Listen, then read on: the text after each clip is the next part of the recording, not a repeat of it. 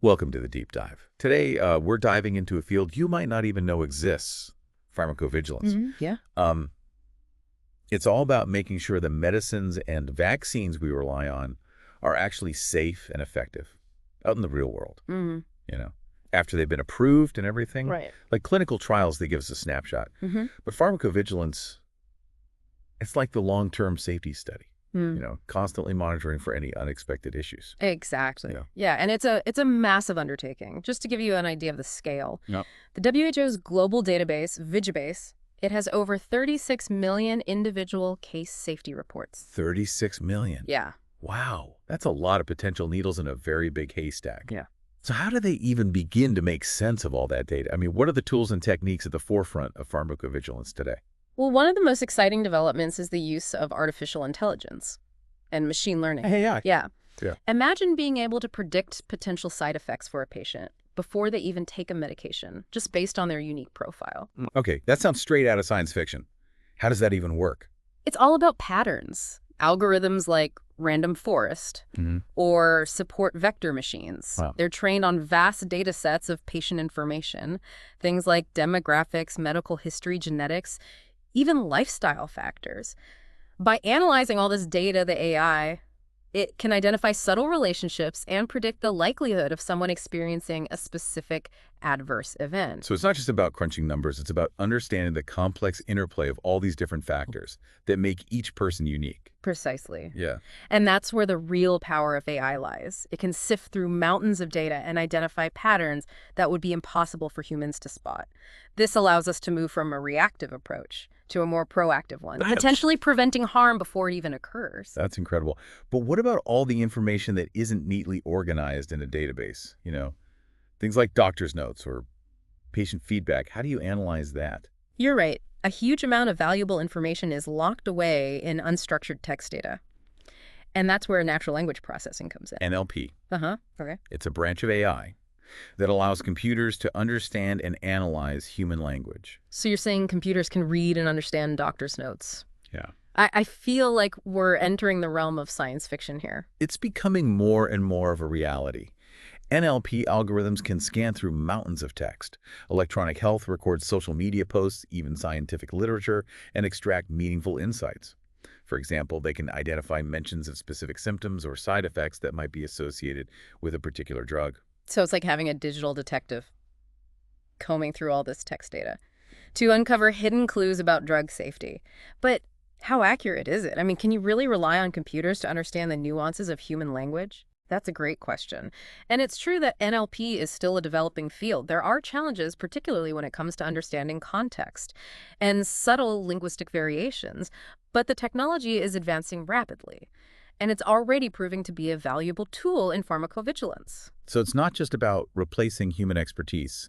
It's about augmenting it, giving us a powerful new lens to view this massive amount of data. Exactly. Yeah. And it's not just individual researchers using these tools. Organizations like the Uppsala Monitoring Center, they're using advanced algorithms to scan global databases for early warning signs of potential safety issues. These signals, as they're called, might not be conclusive evidence, but they alert researchers and regulators to investigate further and potentially take action before a problem becomes widespread. It's like having an early warning system for drug safety, constantly scanning the horizon for potential storms. Exactly. And this brings us to another crucial aspect of pharmacovigilance: global collaboration. It's fascinating how pharmacovigilance, it brings together so many different players on a global scale. Yeah, that's right. In the last part, we talked about how AI and machine learning are helping us, sift through mountains of data to identify potential safety issues. But it's not just about technology, right? It's also about people. Absolutely. Yeah. Healthcare professionals, they're on the front lines of pharmacovigilance. Right. They're the ones interacting with patients every day, observing how they respond to medications, and potentially spotting adverse events that might otherwise go unnoticed. So it's not just about prescribing and dispensing medications. It's about being vigilant and recognizing when something seems off. Exactly. Think about it. A doctor might see hundreds of patients a week. Wow. They have a unique perspective on how different people are reacting to a particular drug. Maybe they notice a pattern of mild side effects that weren't apparent in the clinical trials. Yeah, I imagine it takes a keen eye and a willingness to connect the dots. Yeah. What happens when a healthcare professional suspects an adverse event? What are the next steps? Well, the first step is to document it Hmm? thoroughly. It's important to record all the details, including the specific medication, the dosage, the timing of events, and the patient's overall health status. Then they can report it to the relevant authorities. So there's a formal reporting process. Yes. Most countries have regulatory agencies, like the FDA in the United States or the EMA in Europe, All right. that collect and analyze reports of suspected adverse drug reactions. Many of these agencies, they have online reporting systems that make it quick and easy for healthcare professionals to submit this information.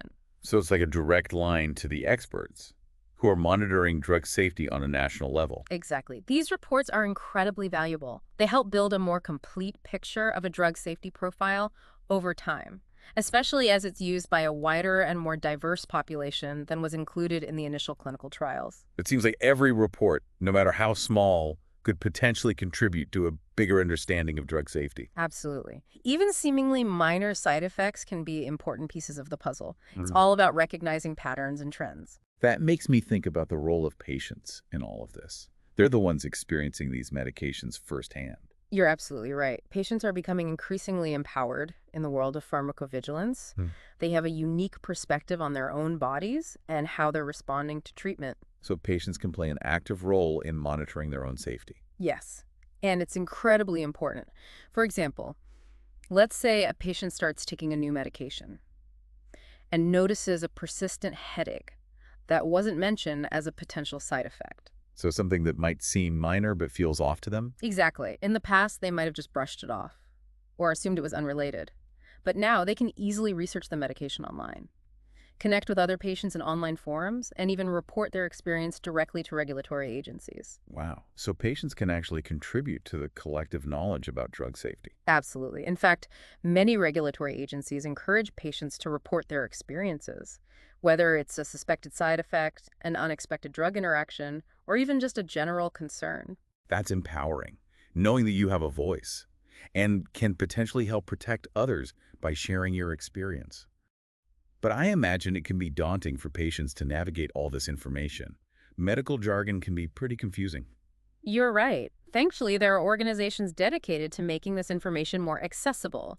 They're developing patient-friendly resources that explain complex medical concepts in plain language, providing tips on how to report adverse events, and offering guidance on how to communicate effectively with healthcare providers. It sounds like pharmacovigilance is evolving from a top-down system to a more collaborative approach, where patients, healthcare professionals, and regulatory agencies are all working together. That's a great way to put it. It's about recognizing that everyone has a role to play in ensuring medication safety. This is all incredibly insightful, but I'm curious what happens after an adverse event is reported. Is there a system in place to investigate these reports and determine if there's a real safety concern? That's a great question, and that's where things get really interesting. The science of signal detection comes into play. Signal detection. Tell me more about that. Well, imagine you're a researcher at the FDA or the EMA, Okay. and you're looking at a database with thousands of reports of suspected adverse events. Your job is to figure out if any of these reports represent a true signal, an early warning sign that a drug might be causing harm. So you're looking for patterns, but it can't be easy to separate the signal from the noise, right? Exactly. It's a complex process that involves statistical analysis, medical expertise, and a lot of careful consideration. What kinds of factors are taken into account when evaluating these signals? There are a number of things to consider. First, there's the strength of the association. Hmm.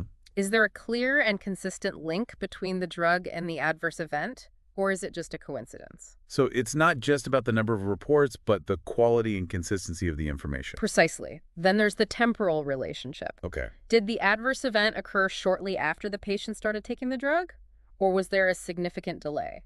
That makes sense. Timing is everything when trying to establish a causal link. Absolutely. And then there's the biological plausibility. Okay. Does the drug's mechanism of action make it likely that it could cause this particular adverse event? So you're looking at the science behind the drug to see if there's a logical explanation for the reported side effect. Exactly. And then, of course, there's the overall context. Right. Is this adverse event being reported in other countries? Are there similar reports for other drugs in the same class? So it's about looking at the bigger picture and seeing how this particular signal fits into the broader landscape of drug safety. Precisely. And based on all these factors, researchers can determine whether a signal warrants further investigation. What happens if a signal is deemed serious enough to warrant further investigation? Well, that can trigger a cascade of actions. It might lead to additional studies, changes to the drug's labeling, or even in rare cases, the withdrawal of the drug from the market. It's a reminder that pharmacovigilance is an ongoing process, constantly evolving and adapting as we gather more information about the safety of medications. Exactly. And as we move into the final part of our deep dive, we'll explore some of the exciting innovations that are shaping the future of pharmacovigilance, including the rise of real-world data and the growing emphasis on patient empowerment. So we've journeyed through this intricate world of pharmacovigilance, exploring how cutting-edge technology and human expertise are intertwined to safeguard medication safety. Right. Now let's shift our focus to the horizon. What does the future hold for this ever-evolving field? Well, one trend that's really exciting is the increasing use of real-world data. Real-world data. Yeah, it's a game changer, offering insights that go beyond the controlled environment of clinical trials. Real-world data, that sounds intriguing. Could you elaborate on what makes it so unique and valuable? Think of it this way. Clinical trials, they provide a snapshot of a drug's safety and efficacy in a select group of patients. Right. But in the real world, medications are used by a far more diverse population, with different lifestyles, medical histories, and genetic makeups. So real-world data captures the full spectrum of experiences, painting a more comprehensive picture of how a drug behaves outside the controlled setting of the clinical trial. Precisely. This data can come from a variety of sources, including electronic health records, insurance claims, pharmacy dispensing data, and even patient-generated data from wearable devices and mobile health apps. It's like having a continuous feedback loop, constantly gathering information about how a drug is being used Yeah. and how people are responding to it in their everyday lives. Exactly. And the beauty of real-world data is that it can reveal subtle trends and patterns that might not be detectable in smaller, more controlled studies. For example, we might find that a particular drug is less effective in patients with a specific genetic marker, or that it interacts unexpectedly with another commonly prescribed medication. So it's not just about safety, but also about optimizing treatment strategies and ensuring that the right patients are getting the right medications. Absolutely. Real-world data has the potential to personalize medicine on a much larger scale, tailoring treatments to individual needs and improving outcomes. This all sounds incredibly promising, but I imagine there are also challenges associated with using real-world data. What are some of the hurdles that need to be addressed? One of the biggest challenges is data quality. Real-world data often comes from disparate sources, and ensuring its accuracy and consistency can be a complex task. We need robust systems in place to clean, standardize, and validate this data before we can draw meaningful conclusions from it. That makes sense. Garbage in, garbage out, as they say. Exactly. And then there are the ethical considerations. With so much sensitive health information being collected, privacy and confidentiality are paramount. We need strong safeguards in place to protect patient data and ensure it's used responsibly. Those are all important points. It seems like navigating the world of real-world data requires a delicate balance between maximizing its potential while safeguarding privacy Yeah, and ensuring data integrity. absolutely. And that brings us to another exciting trend in pharmacovigilance, the increasing empowerment of patients. Yeah, we touched on this earlier, but I'm eager to hear more about how patients are becoming more active participants in this field. Think about it. Patients are the ultimate experts on their own bodies. Right. They're the ones who know how a medication makes them feel, what side effects they experience, and how it impacts their daily lives. That's a powerful perspective that often gets overlooked in traditional healthcare models. Exactly. And with the rise of digital health technologies, patients now have more tools than ever to track their health research medications, connect with other patients, and share their experiences. So they're not just passive recipients of information anymore, but active contributors to the collective knowledge about drug safety. Precisely. And this shift towards patient empowerment is transforming pharmacovigilance. Patients are becoming valuable partners, providing real-time insights that can help identify potential safety issues more quickly and effectively. It's a beautiful synergy, isn't it?